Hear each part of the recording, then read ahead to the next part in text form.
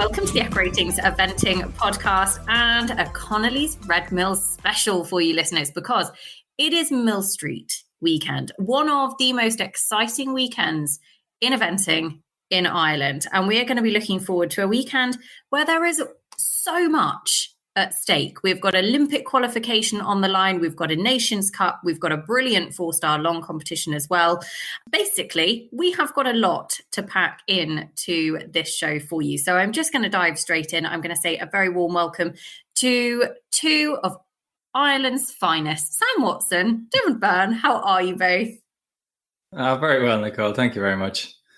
Looking forward to be down there in Millstreet. The sun has come. We can draw a line, I think, everybody, under after I'm sure it was a fabulous weekend in the UK for Bigton as well, but we can draw a line under that wet spring. We had a wet Ballindennis go over here as our first Irish international. Obviously, the UK has had a lot of interruption as well, but it's a big one. It's our biggest international of the year in Ireland, and the sun is shining for it. And I think, Nicole, probably the biggest international field that we have seen post Brexit/COVID. I know Brexit is already two words slammed together, but you nearly need to put COVID in there as well, because that really affected us over here. But everyone has come back, which is fantastic. To eventing. Yeah, I suppose. You remember Tattersalls, how the international spread of entries we used to get? Like I remember a 4-star long at Tattersalls when I think there was only about 3 Irish in it and about 37 international.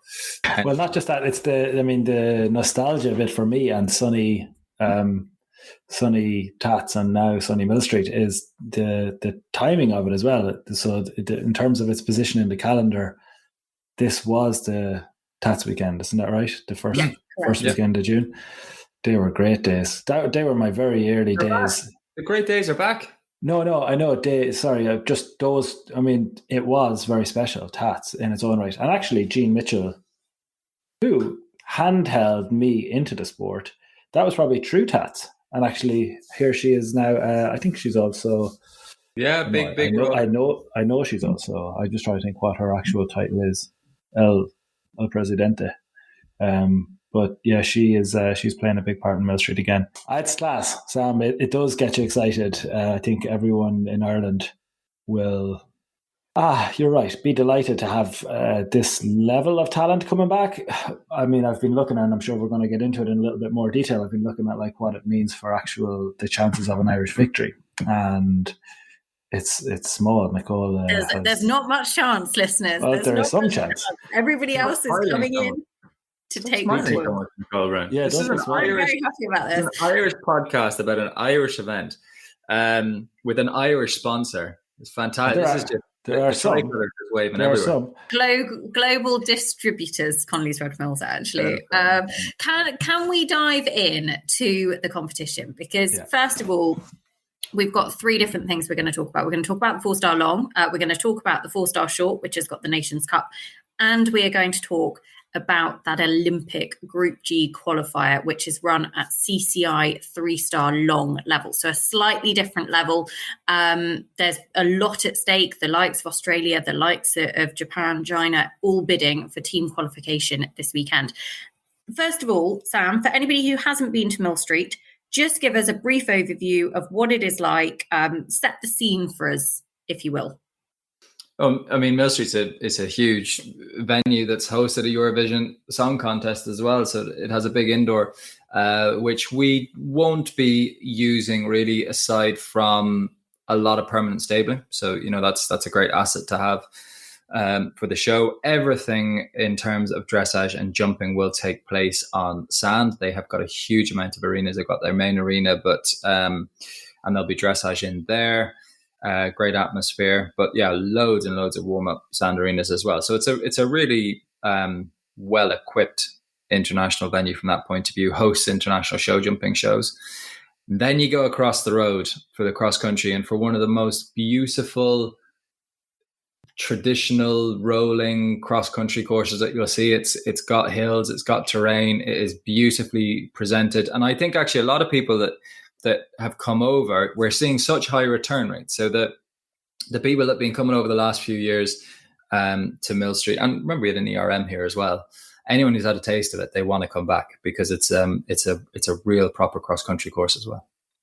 They can also bring all manner of different horses because there's everything from the lower international levels. I think there's, what is there? All the way from a young horse 2-star, a junior 2-star, everything up to the 4-star long. So there is literally all sorts. So you can take, if you're coming over from the UK, there'll be lots of riders, the likes of the Prices, the likes of, Sam Lissington is bringing a lorry full. They'll have horses for lots of different classes, lots of different levels, and they'll all come out.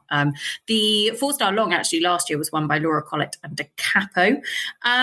Let's begin. Where should we start? I think we should dive straight in and cover Olympic tickets because I don't think we can quite underestimate what a big weekend this is for sport for Olympic Group G. So we're talking the likes of, Australia. Oh, in fact, it's Group G and F, I should say. I love the way that you lull the listeners into a false sense of security. Going, oh, where shall we start? As though you haven't had a plan that's been dictated to us beforehand with phrases such as "no rabbit holes, stick to the show plan." I've got this. I've got it. And then she comes on. She's like, "Oh, I'm so flexible. Where should we start?" Casually, let's go to Group G. Let's lull you into a false sense of security. We can see, the listeners won't notice, but we can see Nicole's face while she's recording, and we can tell the parts when she's like going checking things, because she does that kind of deep concentration face, and we can tell she's not actually looking at us. So while I can see that Nicole is off searching for G and F or whatever she's doing over there, talk to me, Sam, because I think when we're going into this, like, why is it such a big weekend? We did have Olympic qualifiers 2 weekends ago. By the time this is out, Australia are here to qualify. That's what makes it big for me. Like, this is one of the big power nations. Arguably, they've been overtaken by the US in the last couple of years. They've now not qualified straight up through the traditional, I suppose, first-time route of Pretonia of the World Games. The Olympics are absolutely massive and essential for the health of this relatively small sport in terms of a country's budget, like in terms of an Olympic federation's budget. Australia need to be at Paris 2024, Sam, for Equestrian Australia and eventing there. Huge following huge following of the sport in the country. What's it like in terms of the pressure? You've gone through this with Ireland in different guises, but what's it like in terms of the pressure of having to go to one single competition to deliver, knowing that, okay, there might be another road after this, but it's not an easy road. It's not an obvious road if there is one.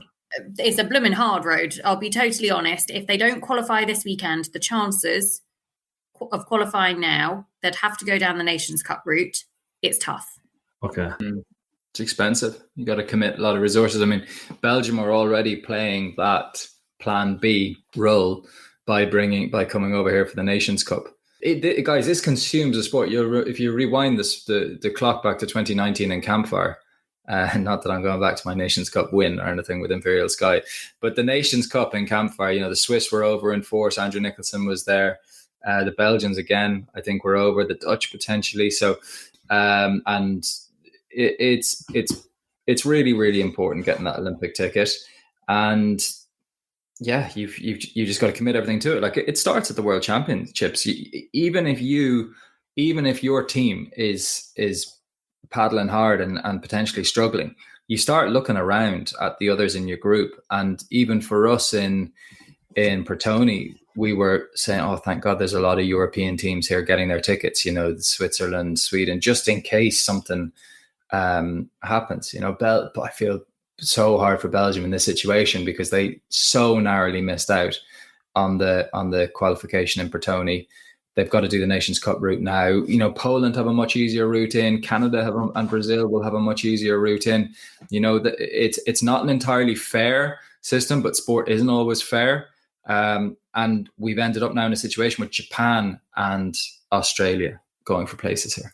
I'm just going to give you a really brief overview of who is qualified so far so that we can see exactly who has that qualifying ticket. And we will run through it for you. So France, as the home nation, have got their qualifying ticket. They were never in doubt. They didn't have to qualify. They get a team because they're the host country.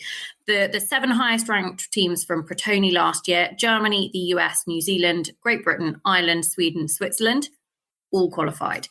Then you have the Group C qualifier, which took place in Babruzka a few weeks ago. I was actually commentating on that. It was last weekend, actually. Poland were the sole team. It was only Poland and Hungary. Poland really the hot favourites going into that. They wrapped up their team qualification very easily. So then you've got other routes for the likes of the Netherlands, for the likes of Spain, Belgium, Australia, and the like that we're going to be talking about. You've got the 2 highest ranked teams from the Europeans in Heradapan in August, who haven't qualified, which will already get a ticket through. So that's the likes where Belgium, etc., are going to be looking for. You've got the 2 highest teams from Group D and or E at the Pan American Games in Chile. So that's your likes of Brazil, that's your likes of Canada, and US have already qualified. This time, pre-Tokyo, the US were looking for a qualifying ticket, and therefore there was only 2 spots for 3 big nations. And then you've got the highest team according to the final results of the Nations Cup series, which is sort of your wild card slot as such. And that's the one that Belgium and Italy have already gone really, really hard on. Both have got points from the first 2 legs. There's another leg this weekend. They're sending teams. They're committed to the series just in case the Europeans don't work out for them. Australia, Japan, China, etc. have not been sending teams to those first couple of legs. So they're already on the back foot. Plus the strength and depth in horsepower, plus the distance has travelled. They can't draw upon combinations from Australia, for example, for a European Nations Cup series very easily. So that is going to be a much, much harder route for them. So really, this weekend, Group F and Group G, the 2 places on offer are here. Let's talk about the kind of the ones to watch as such, because we'll kind of run down the teams that are in the running. So you've got Australia, you've got China, you've got Japan, you've got New Zealand and South Africa. There's a couple of individuals elsewhere. New Zealand have obviously already got their qualifying ticket. That for them this weekend is about running a team in a team environment in sort of a championship feel to it. But your other teams, really, the 2 big nations you would be expecting to qualify, I think it is fair to say Australia and Japan. I'm going to start the ball rolling with them when we talk about the names that they're bringing forward, because you could look at both of their teams and say, actually, they're sending a squad, bar the odd combination maybe for Australia, that you could be sending to the Olympic Games next year. You could be sending to the World Championships. If they had a Europeans, they could be sending this squad. They have gone for experience. Australia, Andrew Hoy, Vasily de Lassos, Kevin McNabbs, Guderian, 1918, a best friend, Shane Rose and Doty. Shane Rose, obviously massive experience. Doty, a winner at the 3-star long level over in Australia already. And Sinead Lowings and Bold Venture, who, Sam, you put up as the 5-star winners for Adelaide this year. They didn't actually go to Adelaide because they prioritised coming here for Olympic qualification. So let's start with them. Thoughts on the Australian team? I've got some questions. Go on then. Thank you for that. This isn't in the show plan, listeners. There was no space for Dee's questions in the show plan. I just want to commend you on how much ground you covered in that section. Group F and Group G, just a couple of questions, and this is not in the show plan. So if you need to check these things and come back to me, let me know. But what I'm going to ask you about is Group F and Group G, and do we know at the moment who's actually in both? I know you listed all the teams. I was listening in that part, but are they done as a group? Is it one from each group, I presume? Is it the top of group? No, so it's they're all competing here, and it's the top 2 as a collective. Top 2 of the list of teams that you're going to of that team non-qualified, so excluding New Zealand. So we can take New Zealand out. Irrelevant. Yeah. So it's basically like who finishes of the top 2 of this group that you're going to tell me the names of again. And I know Australia and Japan are in there. China, you said. China, I don't think Thailand have a team actually here. Thailand don't have a team. Okay, so South Africa, they have a team here. Yeah. Yeah. Okay, if you're out and you're listening, I'm going to list them slowly. South Africa, China. They don't feel like major threats to Australia as long as they don't fall off. Australia, Japan. Mm-hmm. Who's favourites. Next? The favourites, okay. Well, that's this group done, right? That's this group done. So can I just say, so Group F and G, F is Africa and the Middle East, and G is Southeast Asia and Oceania. F is Africa and the Middle East, right? But we're only taking South Africa from there. Is that right? Yes. And then G is Southeast Asia and Oceania. So we've only got 4. So it's just a case of finishing in the top 2 of those 4. Is that right? To get your ticket. I think so, yes. Sure, they're on the plane. All that jeopardy we were putting in and stuff. Just don't fall off. Don't fall off. What's interesting? I mean, the bigger picture is 2 spots to come through from the Europeans, which is going to be Belgium, Netherlands, Italy, and Spain. then Austria and Spain. I would say Belgium, Netherlands, Italy, Spain. Yeah. So I would say then, and then you have your Nations Cup battle. I mean, to be honest, I think Brazil and Canada have a nice ticket over there in the Pan Am. There'll be a bit of a, it's really potentially you're looking at countries like maybe if Belgium and Italy, who were probably the 2 closest to getting the spots in WEG, if they got through, then you'd be looking at the likes of the Netherlands, Spain, Austria, possibly China, possibly South Africa, possibly Zimbabwe. So Julian Norman over in Ballindennis. It'll be a big international year for Lisgarvin running later on in the year as well. I think people looking for Olympic qualifications will be coming over. The balance that you've got is the likes of, and we're really going down the sort of the rules rabbit hole here in terms of where people can, which is dangerous. It makes me very twitchy because you've got to get the rules right. Nicker's got to get the rules right. But, China don't have a Europeans, and a Nations Cup, I think it would be fair to say, given their strength and depth in horsepower, is out of the question. So like easy enough rules that you're on at the moment. No, I know. But what I mean is this is their chance. This is their chance. Oh, so no, you're right. Yeah. So let's just, first of all, Sam, I wanted to ask you, Australia, very strong team. Vasily de Lassos, obviously, very, very experienced. I'm looking forward to seeing him again. We haven't seen him a huge amount in 2023. Then you've got the likes of the Japanese squad, who again have gone all out basically with a championship team. And I think pretty much the whole team that went to the last Olympic Games. They've got Kazuma Tomoto, Ryuzu Kitajima, Toshiyuki Tanaka, Yoshiaki Iowa. They are, a lot of them, on 5-star horses. So from a competition perspective, how does it feel dropping a 5-star horse down 2 levels essentially to 3-star? Should it be a walk in the park for them? Is it like running them around an open intermediate? Is it harder? No, look, it's the shift in what's being tested in terms of attributes. So, look, show jumping is smaller, and that's going to result in easier for everyone. Cross country, you can you see the likes of monkeying around and things like that. Like if there was a horse with a chink in their cross country form, they're not guaranteed to have a clear just because they're stepping down a couple of levels. It can still be technical enough. But what happens, eventing is a strange sport. It's not like golf where you need to sort of drive, putt and chip the whole way through from low levels up to top level. In eventing, the dressage is the most, in terms of winning, dressage is the most influential phase at all levels. But in terms of finishing in the top 25%, dressage is the most influential phase at 2-star and 3-star. And then it shifts and it gets quite even at 4-star. And then cross country becomes the most influential phase at 5-star. So you tend to see a horse like Vasily de Lassos actually really come into his own as a cross-country horse, although he'll have to put the record straight after Petoni. But he had a great cross-country record going in there. And you would see, and particularly with speed, he can really use that attribute in the 4-star short and in the 5-star. He can't use that attribute as much in 3-star long. Cross-country is it doesn't matter that much in the low levels of the phases of the sport. So, that's what you got to keep in mind. So you could get outdone by a team with a very strong dressage, with strong dressage horses. You'll see a lot more people finishing on the dressage score at 3-star.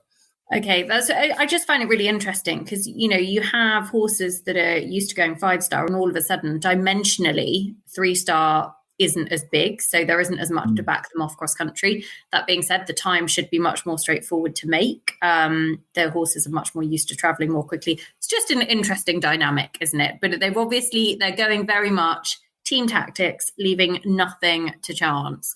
A couple of the other nations, just to touch upon, China, they actually had a team qualified for the last Olympic Games in Tokyo, and they've got a team led by Alex Fartian. And actually their team is really, really experienced here. They've got a good number of combinations that have experience at the higher level than the 3-star level.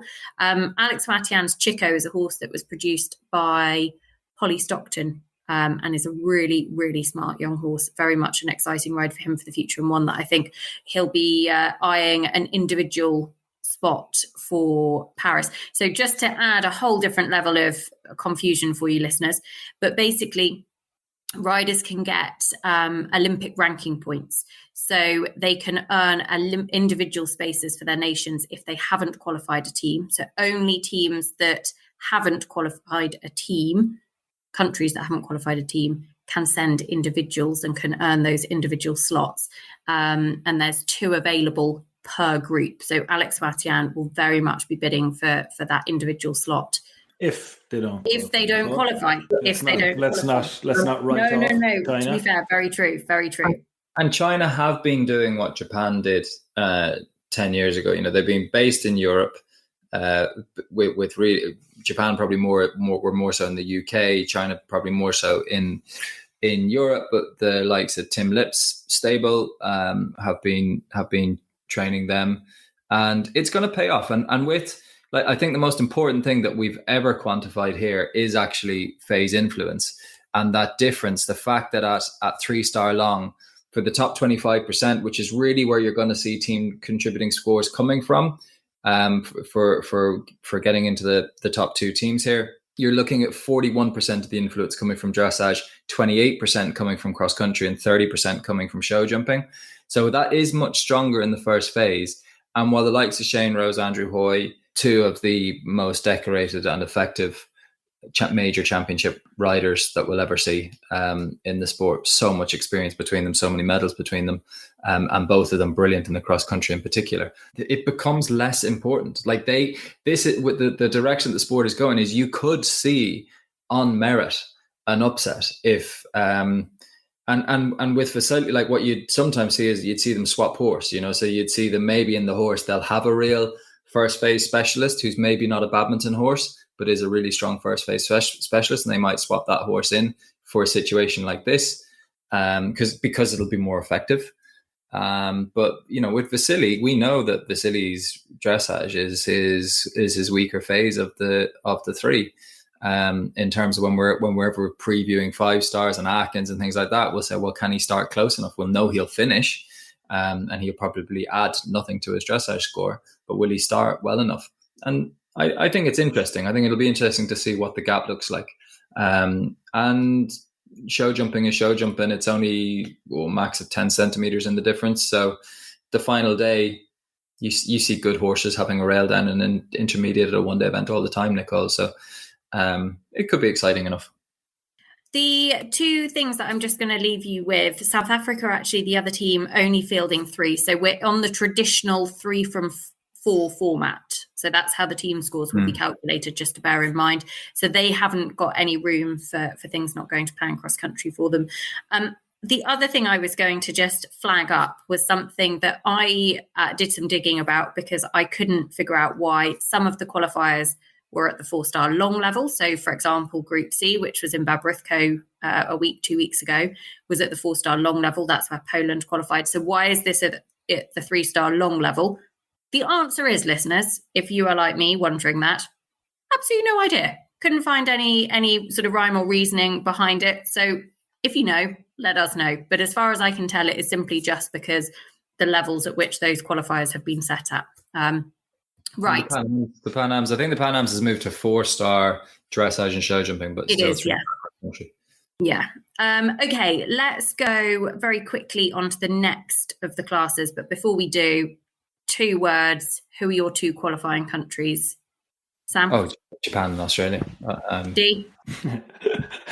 You nearly got into a little bit of analysis there, Tom, did you? She is taking no messing on this timeline. Yeah, same. I think no alarms, no surprises. They'll get it done. I have to admit, I agree. If you don't, I mean, of course. Japan, Australia. It'd be a big shock. It would be a big shock, but it's also, they can't rest on their laurels. They've got to go there. They've got to get the job done this weekend. And if you're gonna have it at 3-star, at least make it 3 from 3, like the Olympics is 3 from 3 now. I can but yeah, I think all the qualifiers should be at 4-star. I think you do yourself no harm no favors because the influence of cross country is less at 3-star. Again, you're incentivizing these countries trying to qualify not to have cross country or to have really good dressage horses, and do those horses then handle the cross country as well when they get to a championship. They have to go and do a 4-star long in, Paris will be hot in August. LA is going to be hot as well. We had Tokyo was hot. We want horses that can handle the cross country. So getting them qualified at that level would be no harm. Okay, let's dive in to the 4-star short, which includes the Nations Cup. There are some brilliant horses actually coming out to compete in this. And I would say that New Zealand in particular are very, very strong. So I'm going to start there because heading up the prediction centre, top 2 places on the prediction centre actually. Tim Price, Happy Boy, 19% win chance, the Buccleuch winner. Falco, the individual bronze medalist from the World Championships in Pretoni, is a 14% winner. So Tim Price, firm favourite. Thoughts on him, first of all, Sam? Well, look, he's a 33% chance when you add the two together, 1 in 3 chance that he's winning it. I think what's interesting, look, it's great to see Falco back out again. It's interesting that Prediction Centre is Happy Boy ahead of Falco because, again, everyone's going to think, the bronze medalist at the World Championships. And let's not forget that Falco was a very, very low scoring winner of a Po 5-star as well. There's not many active horses in the sport that have won 2 5-stars. Falco is not one of them, but he has won a 5-star. It's something that you could forget. But he's making his return basically this season. But I think the Happy Boy thing is real. When you look at the likes of a London 52, who is one of those dual 5-star winners currently competing in the sport, when you look at him and having a problem at Pretoni, the World Championships on cross country, I still think that Falco has had, the facts are is that he has had problems on cross country when he was stepping up. He's kind of put those behind him until Aachen last year, and I don't fully trust this horse to really rely on. So I love watching the horse. He's spectacular, particularly in the show jumping.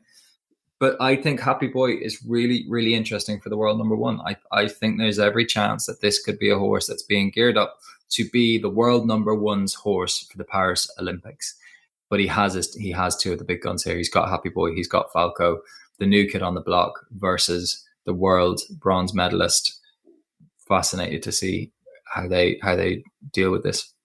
Yeah, I agree, to be honest. I think Happy Boy, when you look at his form line, is unbelievably strong. He's still actually only fairly lightly competed internationally.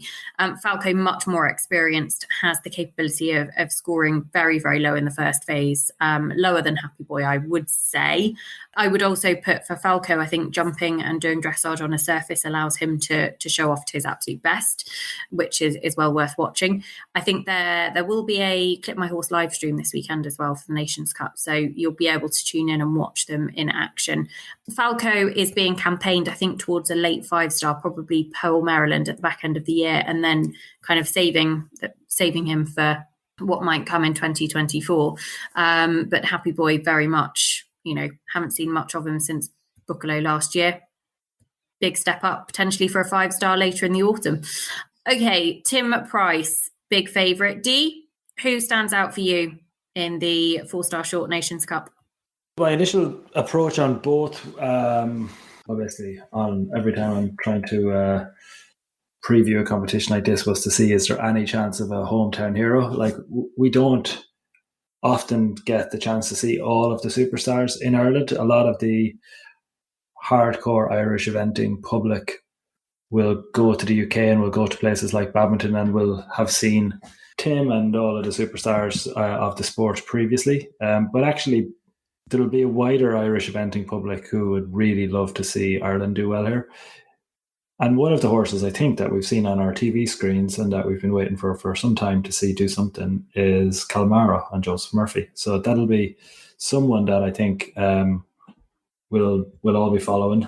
I tell you what, though, I think after the first phase, the ones you'll be getting most excited about will be Is It Power, Senza Fine, and for the first time at this level, Sarah Ennis with Duro Firo Class Act. This is a horse. We haven't seen this horse do flying changes in the whiteboards, but we've seen it do everything else in the whiteboards. If there's a horse who's actually going to push the prices close in the first phase, I think it'll be Sarah. I can see her. Sarah and possibly Isabel as well. I could see those two certainly in the top 5 after dressage, not top 3. This is the horse that you have been championing, Sam, isn't it? For a little while up the Irish levels. Yeah, I mean, only an 8-year-old now, stepping up as Sarah had to come home, in the middle of Lilian, which didn't suit. So the horse didn't start the cross country there, and so came out this season, did the 3-star long, which it needs for qualifications and everything at Ballindennis in the spring. Now steps up to 4-star short and has the gears. It's just a question of mileage now, and I don't know whether I think on Action Lady M, and obviously with Grantstown Jackson, who she was competitive with at Chatsworth, but I think conditions aren't going to suit Grantstown Jackson, probably aren't going to suit Regan Rua. They would have preferred the softer ground. I think on good ground, I think it will suit Calmara. I could see Joseph finishing on his dressage score here, so he might end up being the best of the Irish. I think it's a good shout, D, but I think starting best of the Irish will be Sarah Nizzet. I think that is a great insight, Sam. But as you know, where you finish is what it's all about. And what I do think is important here on Joseph Murphy, as I was saying, is that actually you're talking about, when we talk about the superstars, and that's because I really like the angle on Senza Fine in particular. That feels like a horse that's coming and coming.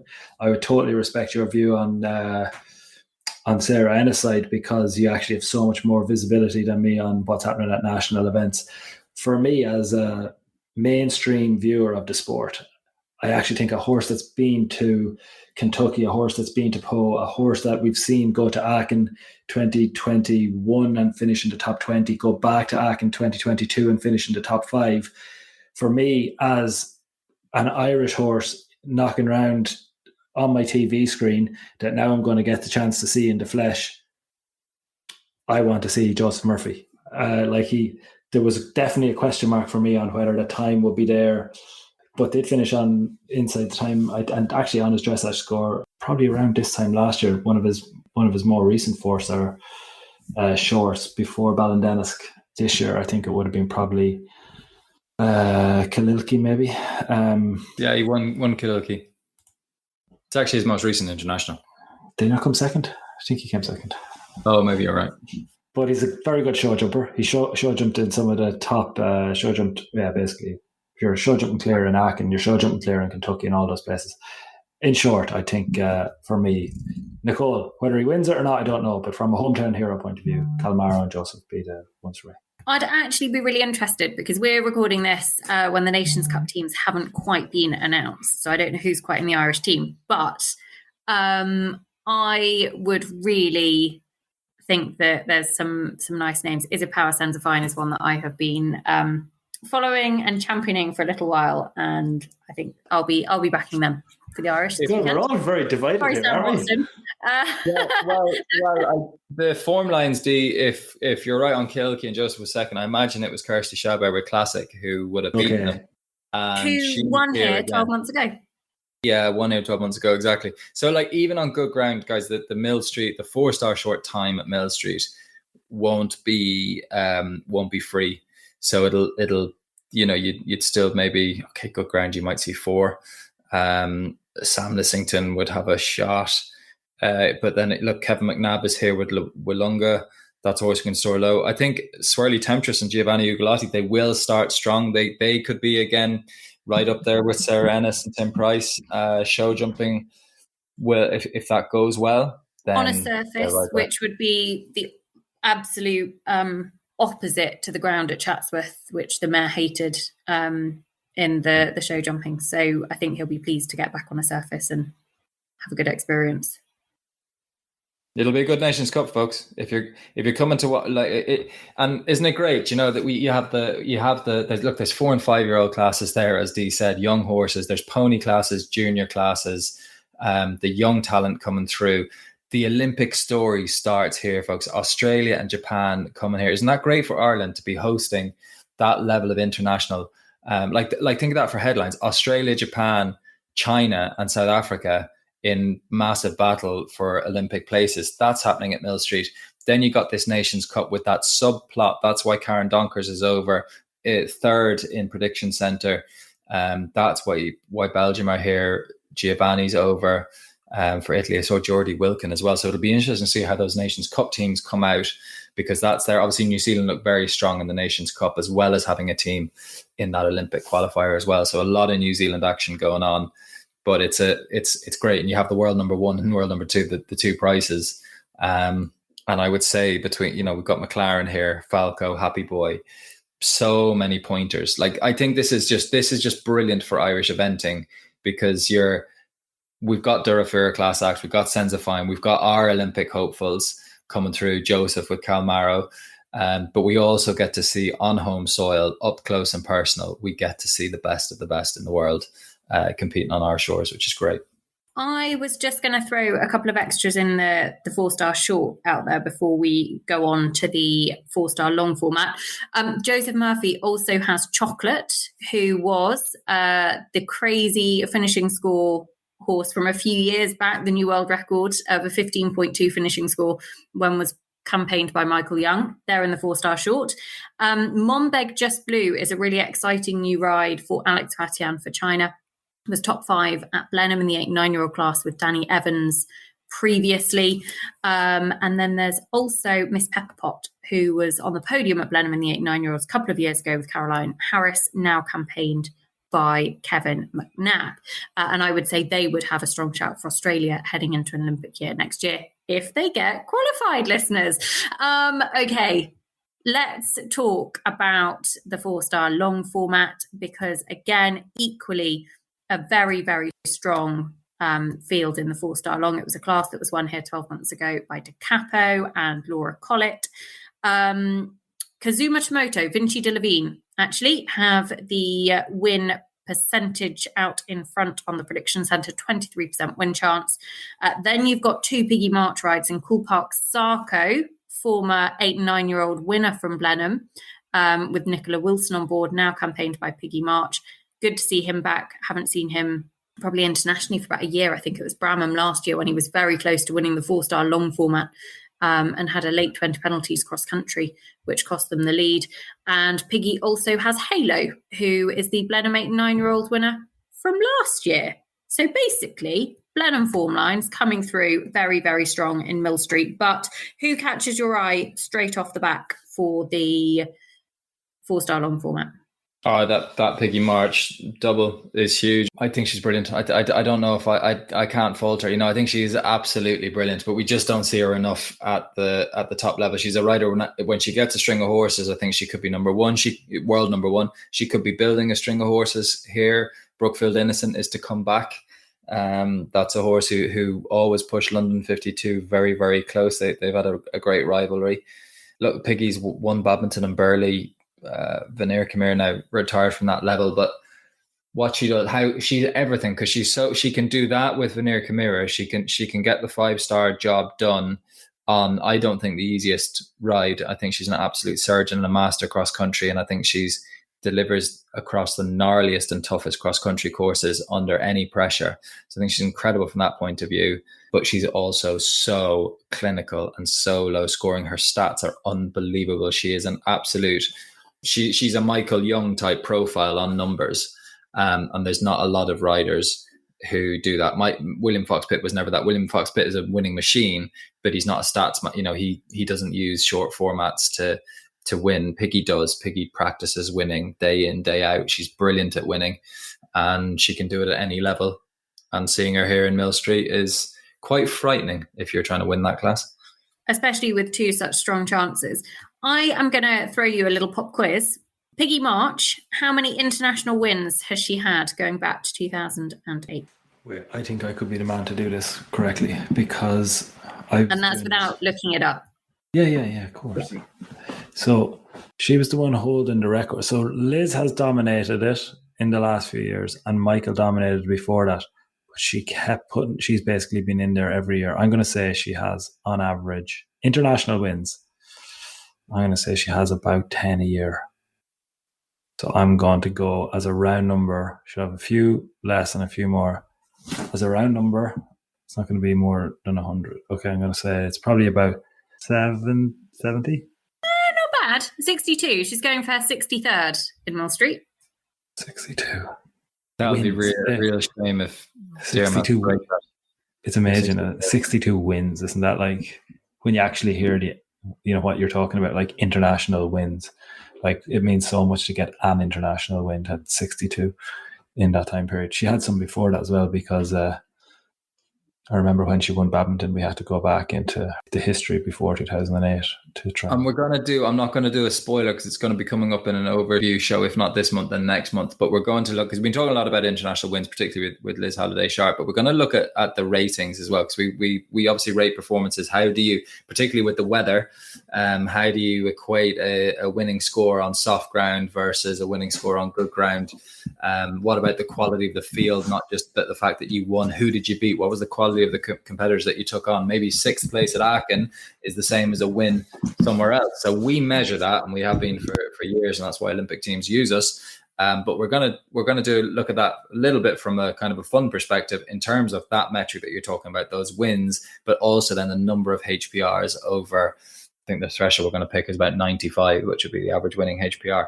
And Piggy, absolutely, if you think her win stats are good, then her rating stats are even better. She's up there with 2 of the best that we've ever seen, fighting it out. Okay, so Piggy has a great chance.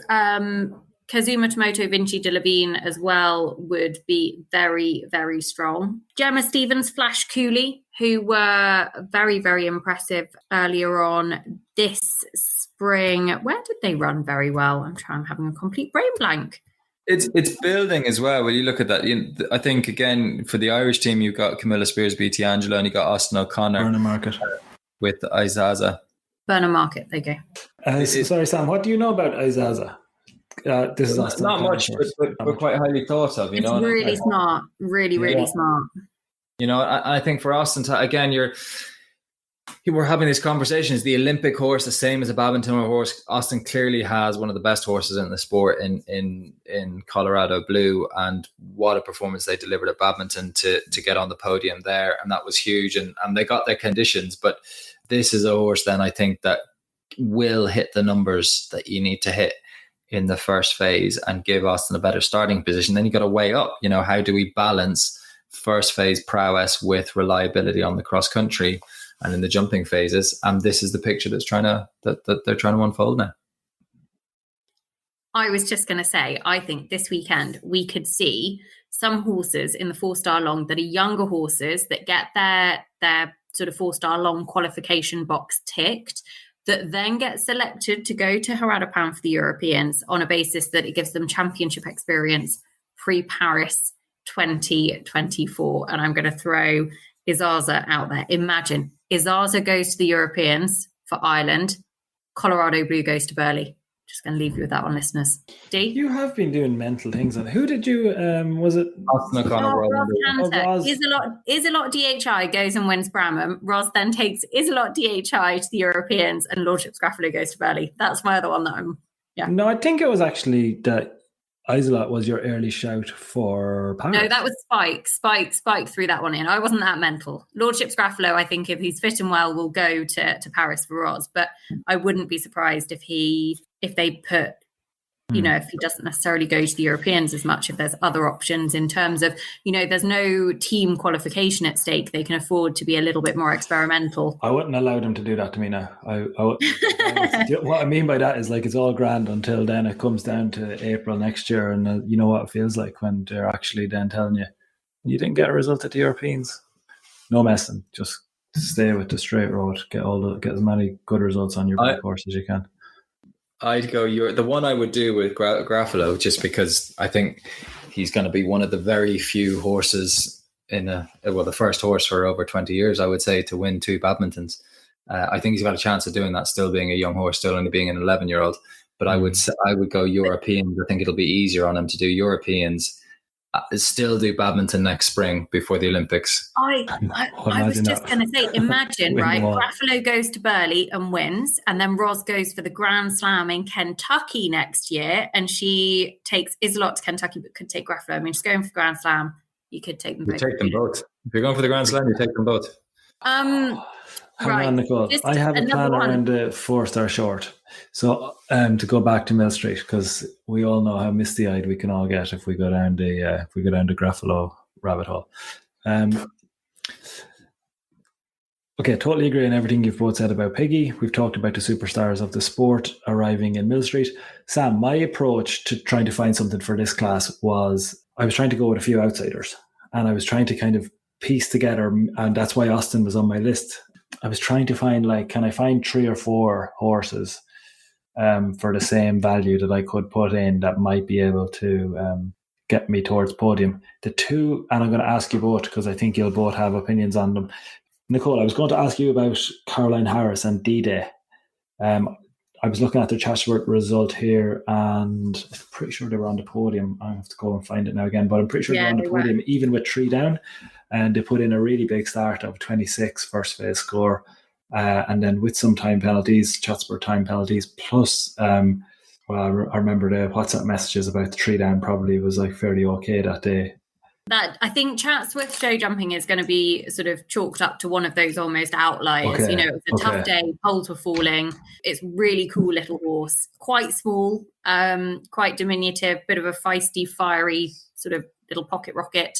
Caroline thinks very, very highly of him, and really quite smart. I mean, the only thing I would say is they need to go and replicate that 26 dressage because that was an outlier for them. Yeah, okay. Sam, my other horse I was going to ask you about was BT Angelo for Camilla Spears. We saw them at Buccalow. Did we see them at Aachen? Was that the horse that she had at Aachen? Yeah, it was them at Aachen. So he's been, and he didn't do anything wrong in Buccalow. Yeah. They were, to be honest, I heard it was a strange enough trot up surfaces and plenty of horses not presenting on the final day. So and he's a brilliant show jumper, and he's getting quite solid now in the first phase. And that's what I was thinking. Those first phase scores are all starting to level off around that 31 mark. And you could see more again around that. Look how much Graffalo improved this year for Ros. 10 turning 11. So Angelo similar stage in his career. So it's not unheard of to see some nice improvement coming. Spears has been doing a lot of show jumping, so they'll definitely be strong in that phase. And interesting to see him do a 4-star long. Yeah, they have a bit of a mixed bag. They did very well in the 3-star long here a couple of years ago, and then had a bit of a mare in the 3-star short here this time last year. With I think there's cross country penalty. So, but they're up on numbers, pal. They're expecting that just outside. They're plenty to like about them. They'd have been on the team in Buccalow, and good potential. I just wanted to throw one out actually into the mix. Sam Lissington, I don't think we've done her justice across either of the 4-star short or the 4-star long, because she's already been out and had a brilliant result at Ballindennisk, where I think she won the 4-star short at Ballindennisk a little bit earlier on this year. She had a 1-2 in the advanced at Chatsworth. The horses look to be on great form. She's got Bing Bong in the 4-star long here in Millstreet, who actually was the horse that she won the 4-star short on at Ballindennisk. But she's got, I think, Ricker Ridge Sooty in the lineup this weekend as well in the 4-star short. And Ricker Ridge Sooty is also a previous winner on Irish soil. We haven't seen him since last summer, but he won, remind me, Kilgilkey as Mallow. Is that correct? Mm-hmm. Correct, yeah. Correct, yeah. Okay, so won there as well. So I just think Sam Lissington, great chance this weekend. Important when New Zealand have the world number 1 and 2, I know Clark Johnson is over as well, but Sam is putting in a shift, just working away, nice string of horses, building a string of horses. We could be talking about her as an Olympic medalist in 15 months' time. Yeah, agree. And now's the chance to really make her mark on the leaderboard in Millstreet, but also be looking for a team selection heading into next year. Right. Who wins? The 4-star short. 4-star long. We're on the 4-star long. You can give me a 4-star short winner if you like. Sorry. And then we're going to dive into a very special guest before the end of the show, listeners. Piggy Mark. Chicky. I just be very confident. Which horse? Okay. I'm less confident. I think Jane McGibbon will send an assassin to Ballybolger if I don't say Halo. And I should say as well that Halo won the 8 and 9-year-olds at Blenheim last year. For those of you who think, he snuck his way up the levels without me noticing him, was formerly Scuderia 1918 Humphreys, campaigned by Kevin McNabb, a 3-star long winner at Osberton. I think he's an entire stallion. He is. He's a unicorn. He's a real life unicorn, listeners. What's that? He's very white, very beautiful, very pretty, and very he just looks like. I was still on his bits. I was like, "What are we dealing with now? What does that mean?" No dodgy connotation, or no. Right. Who wins? So Sam says Piggy and Halo. Time to go on a unicorn. That was just genuine puzzlement there. That must mean something to do with. I was like, "Oh my god, he's 2. He's 1 on his head as well." Okay, no. Yeah, look, I think you're right. Piggy feels like the obvious answer. I think there's 3 or 4 nice ones behind it. Caroline Harris and Austin and Camilla. Any of those to make the podium would be my shot. I'm going to say Gemma Stevens / Cooley. He's been in great form. He's such a cool little horse, and I think a potential trip to 5-star later in the year could be on the cards. Janelle Price, though, has Hiorado, who has formerly been top 10 in the 8 and 9-year-olds at Blenheim with Grace Taylor. Very exciting ride for Janelle, and I think I want to keep an eye on. Right, listeners, we're going to dive straight in now to talk to a very special guest who will also be in Millstreet this weekend. Sam, Dee, thank you both very much. Thank you. So we promised you a special guest, listeners, and we have got a special guest for you. He is one of the latest additions to the Red Mill stable of riders, Tom Rowland. Welcome to the show. Hi, Nicole. Thanks very much for having me. It is our pleasure. Set the scene for us, because actually you are already in sunny Millstreet. I arrived this morning, exactly. We're recording this on Tuesday, so 35 lorries that came on the Monday night crossing. So Millstreet is already buzzing, yeah. Take us behind the scenes into 35 lorries on a Millstreet crossing. Is it a little bit like sort of eventing just takes over a ferry? Exactly. There were a lot of lorries over 2 levels, and it's quite good fun because, of course, everyone then goes and has breakfast or then goes into their cabins, and a few people were trying to get their pop-outs out while they were queued up in Pembroke Docks for a couple of hours. I won't bore you with it, but it's all quite complicated now, of course, because we have to have our car made and all our Brexit stuff. But you know what a good atmosphere the eventing world has, and that carries on through. That is what we like to hear. So your journey, you set off yesterday afternoon. You have made the trip over to Ireland. How far is it when you hit Dublin in terms of travelling down? We actually, obviously, you can take the Dublin route, which I know some people did, but I was actually on the more southern route, so Pembroke to Rosslare, and then it's about just under 4 hours the other side once you're in Ireland. We stopped off and actually let the horses off and didn't sort of rush over, because again I thought everyone's going to arrive at the same time, so I avoided the competitive rush to be first here and just grazed the horses and made our own way over. And so what do you make of Millstreet? Because it is your first visit. Yeah, obviously I've watched a lot, and I've come for a few reasons. One being the excellent facilities, and for some horses it's very attractive having the main arena surfaces or weather surfaces for 2 of the phases. I've heard great things about the ground here. We are now enjoying true spring summer. It's finally arrived, and it's very hot here this week, as it is back in the UK, and as I think it's going to be for Bramham again next week. But, I've heard that the ground is outstanding, good courses built by Mike Edrington Smith, so I'm looking forward to getting to know it all and taking it from there. I had a bit of an insight into actually how beautifully the courses are presented. I was chatting to Jean Mitchell, who is heavily involved in the organisation at Millstreet, and actually Thomas Duggan, who is the son of Noel C. Duggan, who actually started the event 35 years or so ago, I think, works really closely with Mike Etherington-Smith, the course designer, to make all of the fences on the cross country beautifully presented, and they are like works of art. They're just absolutely incredible. So tell us about the horses that you have got here this weekend, because you've got two with you. One we'll start with the 4-star long, MGH Maybe a Mission. Tell us a little bit about him.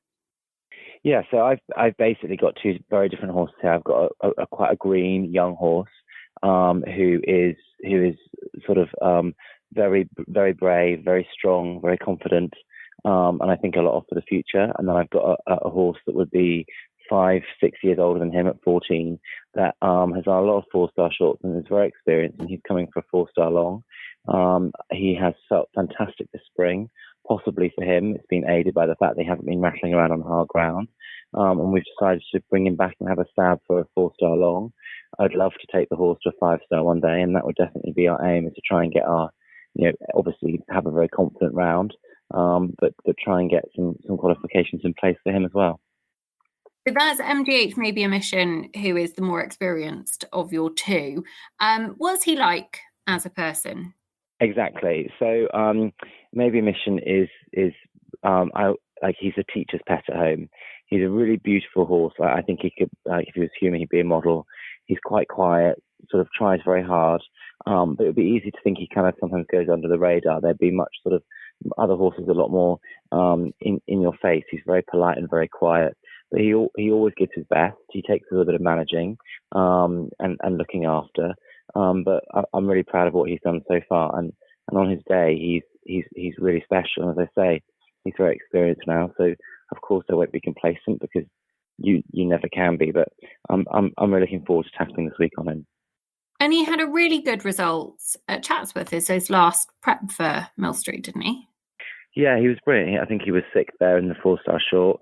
As always, you actually look at the leaderboard and you think, well, actually, really he could have been top 3. I had the last fence down, for example, and there was quite a difference in his dressage marks. So, on his day when he's on form, he's a really great horse, and I think we're bringing him here this week feeling really fit, really well, best he's ever felt. And it's funny because as he gets older, he sort of gets stronger and better, really.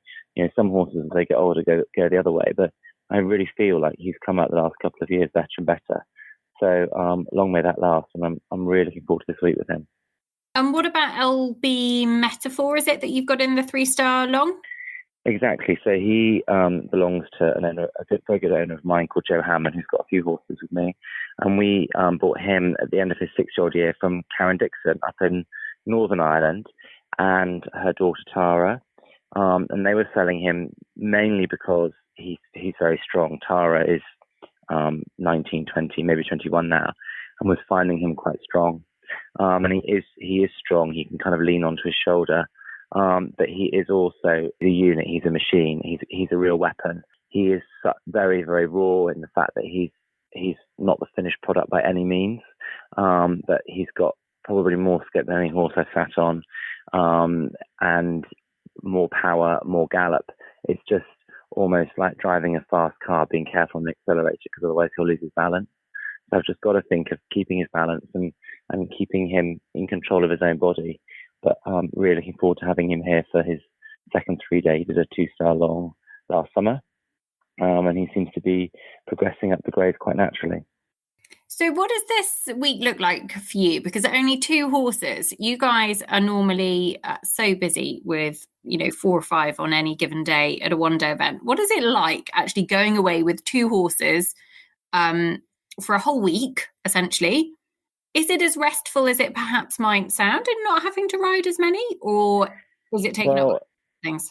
It's amazing because unfortunately I hope to have another horse here, but he is absolutely fine, but just hasn't quite made it to the 4-star long. So you're right, we've just come with 2 now. But it's funny how you would think that at a 3-day there's loads of time, but by the time it's amazing how you can stretch everything out. By the time you've bought the course, and then like the LB Metaphor horse will take quite a lot of work for his dressage test. suddenly you think it was impossible, but it's amazing how you can string 2 horses, and suddenly you spent the whole day doing not very much, but you feel like you haven't stopped. But yeah, exactly. Looking forward to definitely, a less busy week than it would be if you were at home with all the horses to ride at home.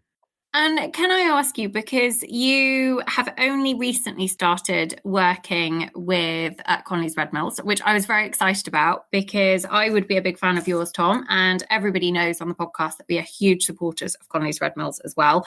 And they have been, supporting the podcast for a good number of years now. So tell us about the new partnership and how it's going so far. I moved to Red Mills in January, February of this year. And that was a big decision for me, because normally I would, I think about brand loyalty and I like to be with brands for a long time, but I am absolutely delighted with the move and really hope that we can establish a long-term relationship. And I would have absolutely no qualms in recommending them to anyone. I originally moved because I was looking for my top horse, Possible Mission, to get a bit more energy. And we adapted his feed accordingly for another crack at badminton this year. And to be honest, the team, I deal with Charlie and John, the team was so friendly. They are literally at the end of the phone whenever you want. They were so friendly, so helpful. And also, in this day and age, it makes a real difference. So competitive in their prices, 5 or 6 pounds cheaper a bag, because they mill their own feed. They make it themselves. So it was a no-brainer for me to then move the whole yard over.